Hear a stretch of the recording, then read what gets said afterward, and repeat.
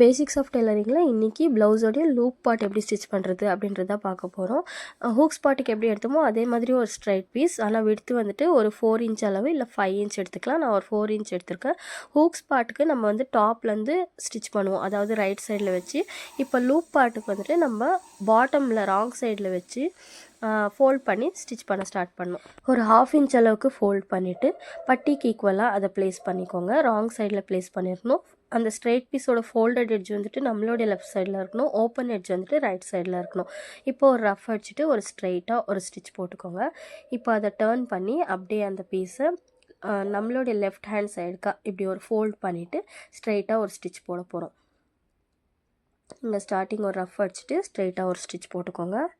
இப்போ இந்த ஸ்டிச் போட்டுட்டு இதுக்கு பக்கத்துலேயே ஒரு 1/4 இன்ச் கேப் விட்டுட்டு இன்னொரு ஸ்டிச் போட போகிறோம். அந்த 2 ஸ்டிச்சோடைய கேப்பில் தான் நம்ம அந்த லூப்ஸை ஸ்டிச் பண்ணணும்.